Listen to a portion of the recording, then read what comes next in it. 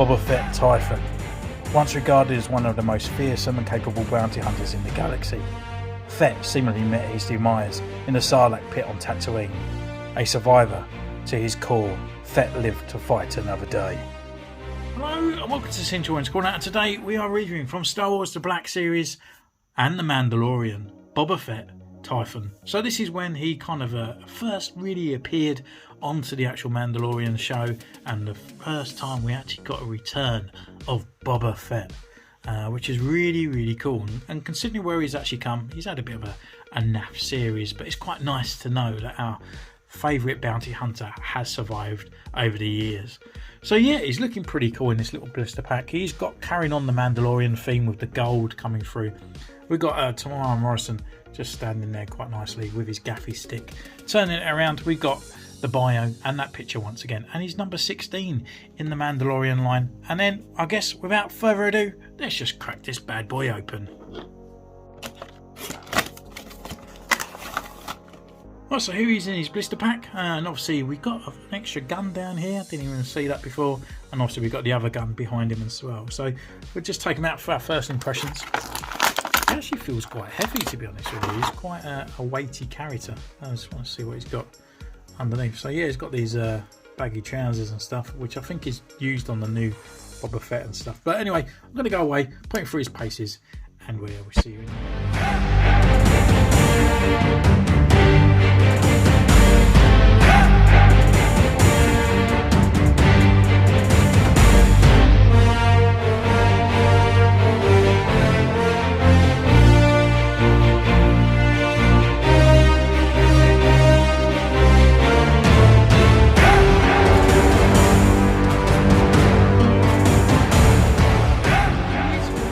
Taking his photos, what can I say about this figure from the outset? Well, I think actually he's done really well. It's a really good figure, but there is quite a few nitpicks about it, and it's kind of a weird, because actually those sort of things would actually knock the figure down quite a lot, but because he's done well, it kind of sort of balances it out in a really weird way.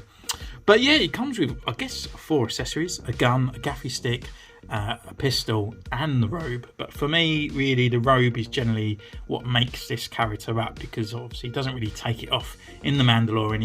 It's always kind of on there. And the other part as well, as we're going through the review, I haven't got the deluxe Boba Fett yet. I haven't got I have got the Return Jedi one, but not the throne room one, unfortunately. So I can't really compare over on those. But here, this is the first time I'm sort of seeing these legs, because they are reused in those kind of ways. But anyway, we'll start with his first accessory, which is like a kinetic rifle, I guess, which is more of like a Tuscan kind of thing here. It's kind of nice. You can see it's got the brown and the golds all the way down here, and we've got the telescope part here for his scope there, and a gunmetal. He's got a nice strap on here as well, and it actually doesn't have like RSing here.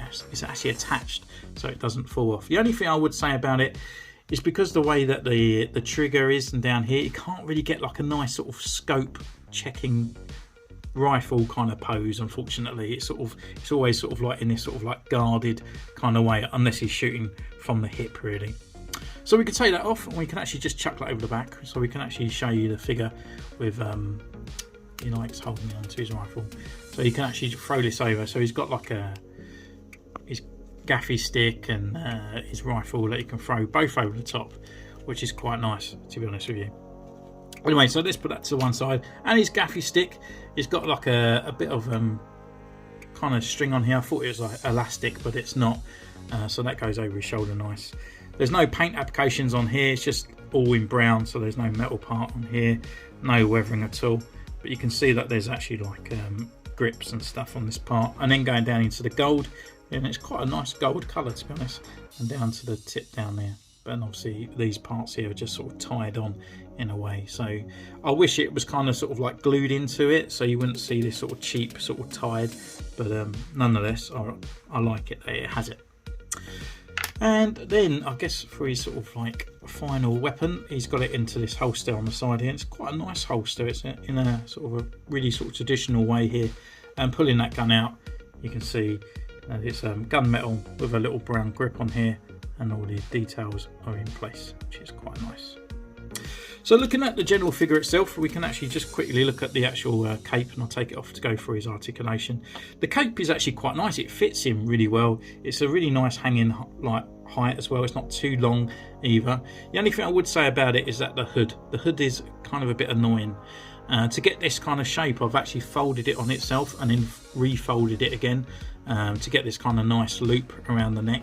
So if I unfold it once, it's going to become like this.